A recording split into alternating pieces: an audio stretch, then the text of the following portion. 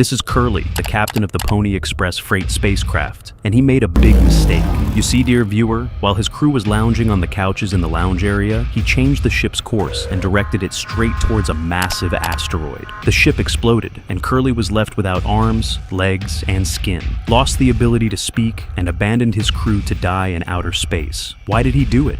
It's unknown. The collision with the asteroid knocked out almost all the equipment on the ship. Sending a distress signal is impossible. The engine can't be started, and the crew's food supplies will last only half a year. In such conditions, they have to figure out how to get out of this situation.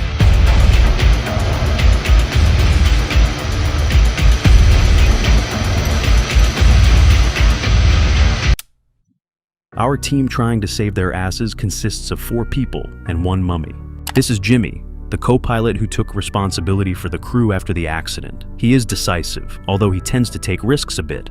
Anya is a nurse. She is an insecure and timid girl who is frightened by any display of human flaws. However, she is very compassionate and kind. Swansea, a typical Russian father, who after a hard day is not averse to recovering his strength by sprawling out on the couch. He is a jack of all trades, but often tends to be angry and dissatisfied. Daisuke is a cheerful guy who is under the guidance of Swansea. He is quite naive and not always quick-witted, but he tries to maintain a positive attitude even in such difficult circumstances.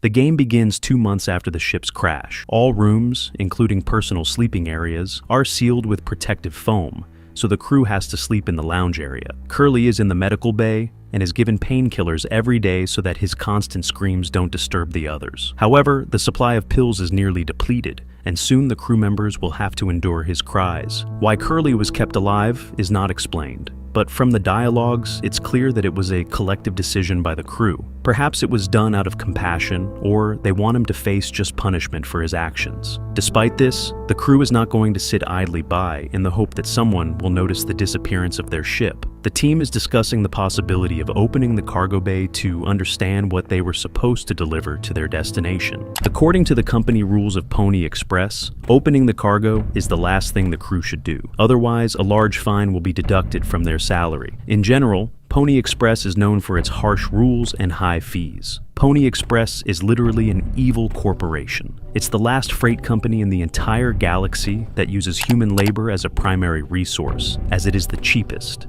Every mistake at work is penalized with fines, and the rules for maintenance on the ship are absurdly strict. You cannot sleep more than 5 hours a day. Otherwise, you will be fined. If you finish your work, help your colleagues. Otherwise, you will be fined. Delayed delivery results, you will be fined. Even when Curly disabled the autopilot map in order to crash into the nearest asteroid, the computer informed him that he now owes the company 4,000 credits. The phrase anal slavery fits very well as a slogan for Pony Express. After the shipwreck, when the crew decided to open the cargo hold, Swansea was against the idea because it would also incur a penalty. Despite Swansea's protests, who didn't want to participate in opening the hold, it was the only sensible step in the current situation. Jimmy took the password scanner, which is used to open compartments with restricted access, and opened the door behind which lay the cargo, for which they ventured into this ass of space. What might they find inside? Perhaps parts for engine repair, or medicine, food, something else useful. And finally, upon opening the hold, they find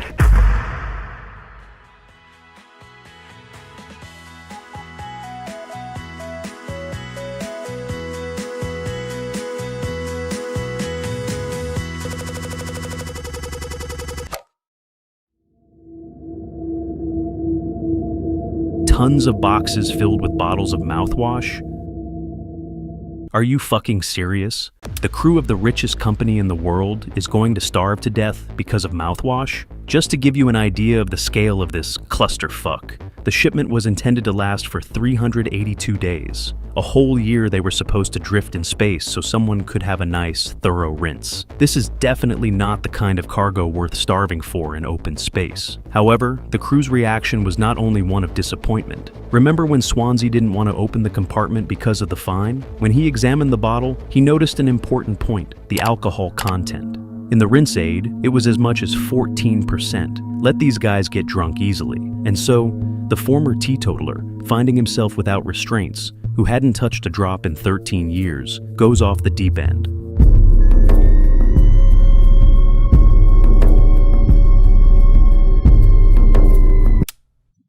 Imagine this situation. You're the captain of a spaceship. In the morning, after getting ready and gearing up for a new workday, you receive a message from the nurse. She shares her concerns. During the standard psychological evaluation, the co-pilot once again stated that he is excited by drawings of horses. This indicates that he doesn't take the nurse's work seriously at all. This says a lot about him in general, but it's not important right now. The important thing is to resolve this issue. So, you take a test with you and set off to find the co-pilot, your friend whom you've known for many years, to have a personal chat. As you pass by the maintenance compartment, you notice a young specialist who recently joined your team. He's in a jam again. While trying to fix a malfunction in the ventilation system, one of the safety sensors went off, and now he's covered in a layer of foam that instantly hardened. The only one who can help is you, as only the captain has access to the safe containing the axe needed to free him. After freeing your young colleague, you head to the cockpit to talk to the co-pilot about his psychological state. After that, you can finally attend to your primary duty piloting the ship. Sometimes all these responsibilities and questions make your head spin. Besides, you have your own worries and problems. You don't always feel confident in your role as a captain. Perhaps you should try something completely different. But on the other hand, you're doing quite well and are generally satisfied with your work. As you ponder this, a futuristic fax delivers a letter from management with news of crew reductions. Jimmy, Swansea, and Anya will be laid off from the company. Skimming through the content, you look for your name and find it at the very end. You're being promoted for your exceptional achievements. This is exactly what you've been striving for. You've broken through your ceiling and are now ready for new challenges. You just need to share this wonderful news with your crew. This is how a typical day in the life of a spaceship captain named Curly unfolds. Despite the company's ban on informing the crew about layoffs before the end of the flight, Curly nevertheless decides to break this rule. How can such information be kept secret for 6 months? With these thoughts, the captain heads towards his team. His nerves are on edge as he enters the lounge area and... Surprise! Happy birthday, Captain Curly! The Pony Express company allows birthday celebrations on the ship only once a year, so each year only one crew member celebrates their birthday. And what a coincidence. This year, the crew is celebrating the captain's birthday. After all the congratulations and toasts are said, and the cake is ready and waiting, Curly delivers the alarming news. 4 months after the crash, any hope of rescue had completely evaporated for the crew members, and the team was doing whatever it could to pass the time. Daisuke had followed Swansea's path and started drinking so heavily that even the sight of mouthwash made him nauseous, and Swansea had completely lost it. Even Anya was contemplating trying the drink, although she knew it would only worsen her state. The painkillers for Curly had run out, and there were no more supplies left in the medicine cabinet. Anya remembered the box of medicines in the corridor near the medbay, but to reach it, they needed the axe, which Swansea had. Despite his aggression, Swansea gave the axe to Jimmy. From the beginning, Swansea had been acting suspiciously and was worsening the situation with his pessimism, making interactions with him difficult. Jimmy reached the box of medicines, but Anya couldn't give the painkillers to Curly and asked Jimmy to do it. Tired of constant errands, Jimmy snapped, but still took on the responsibility and helped Curly. Previously, he didn't understand the difficulties of a captain's job, but now he realized how hard it was to take responsibility for an entire team and manage the ship.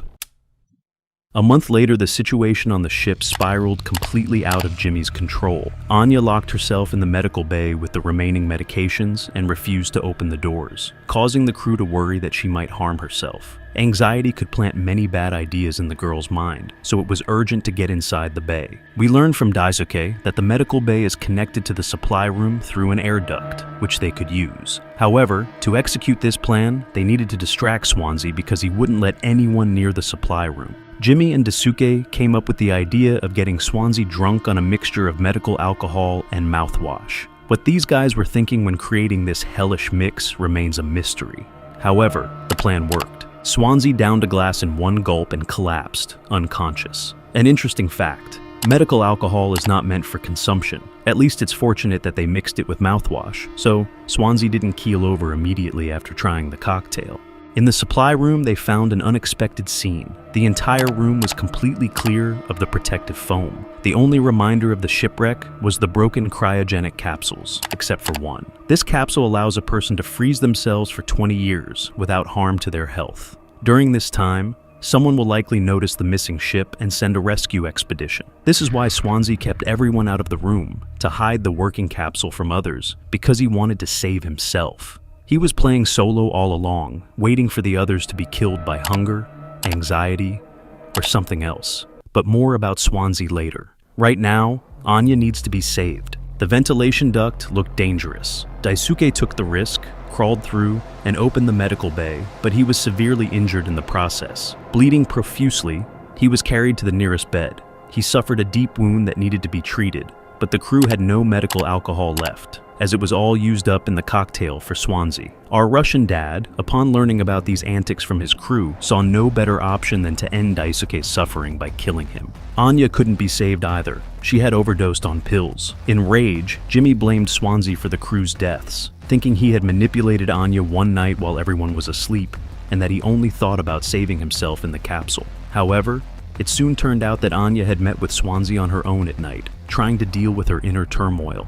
Because Anya is pregnant by Jimmy. After the unexpected news of her dismissal, Anya's head was filled with a huge number of intrusive thoughts that were impossible to fight. She would be fined after landing on the planet, since getting pregnant on the Pony Express ship is also a violation. Anya decided to tell Jimmy about her pregnancy, but he just turned around and left. Even before this, their relationship was complicated. After the confession, the girl was seriously scared for her life. For the safety of the crew in case of emergencies, there is a suitcase with a revolver on the ship, accessible only to the ship's captain. However, cracking the code to the lock is not that difficult. Anya was so frightened by Jimmy's reaction to her pregnancy that she decided to hide the suitcase in another place, so he wouldn't even try to open it. How much of an asshole does Jimmy have to be if Anya is sure he might harm her? After discovering this fact, all the interactions between Anya and Jimmy felt different. You start to see fear in the girl's behavior. Constant worry for her safety and chilly relations with her partner suggests that Anya might have become pregnant not by mutual consent. Some might claim that Jimmy's behavior can be explained by his reaction to Anya's pregnancy and that he was an ideal partner until then. However, Jimmy behaved terribly with her even before he found out about the pregnancy. Just think about his attitude toward the psychological test, which is part of Anya's duties. Even if the procedure annoyed him, why complicate your partner's work? And Anya herself didn't want to be alone with Jimmy again. Only Jimmy and Swansea were left on the ship. The new captain, fearing for his life, took the revolver with him just in case, and it was for a good reason. As he was leaving the compartment, he encountered Swansea, who tried to attack him with an axe. However, Jimmy won this encounter, tied him up, and dragged him into the utility compartment. Being young and inexperienced, Swansea drowned in alcohol until one day during an alcohol trip, he saw his lifeless body in a ditch. This vision made him reconsider his life. He found a job, took out a mortgage, and even thought about starting a family.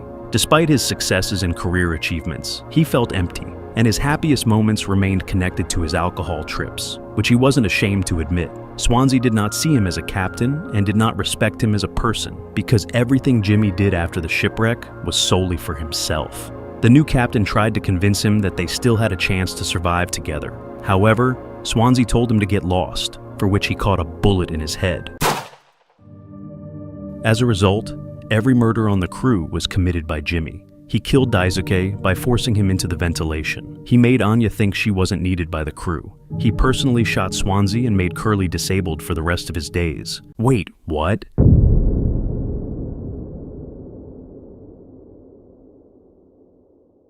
After the news that Anya was pregnant, Jimmy couldn't find peace. He was about to lose his job soon, and it was literally draining him. For Jimmy, losing his job was the collapse of everything, and he blamed Curly for it. Curly, on the other hand, supported our main character and said he would help him cope with everything. But Jimmy, realizing the enormous burden of responsibility, suggested to Curly that they crash the ship into an asteroid to go down as heroes. Without waiting for the captain's response, our hero turned off the autopilot and became the cause of that very accident.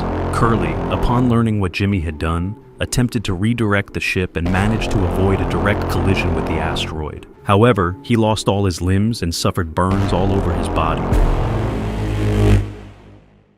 After the incident, Jimmy convinced the crew that Curly had tried to crash into the asteroid, essentially destroying their future because he was scared of a life outside the Pony Express company. Jimmy, poorly adapted to society and a former convict, depended on Curly, his only friend, who had helped him get a job. On the ship, where the control was less strict, he felt freer and allowed himself to mistreat Anya, who out of fear and insecurity hesitated to speak up about what was happening. Upon receiving the news about his dismissal and Anya's pregnancy, Jimmy, unprepared for changes and resentful towards Curly, directed the ship towards the asteroid. His envy of Curly's successes, which everyone admired, irritated Jimmy. After the incident, Jimmy became captain, but failed to earn the crew's respect. Swansea did not respect him, Anya was afraid of him, and Daisuke treated him as a friend, not a leader. Driven mad by what had happened, he tried to convince himself that everything was fine, refusing to participate in a reality where he was left alone. However, constantly running away from responsibility leads nowhere good.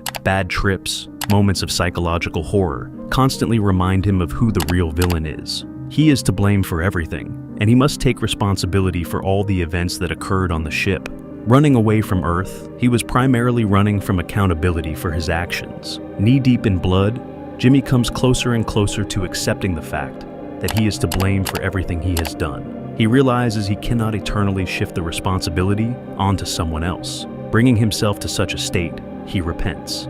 Jimmy acknowledges that the main source of the problems is himself, and in a state of eternal chaos, when it seemed like there was nothing left to fix, he wishes to atone for his guilt.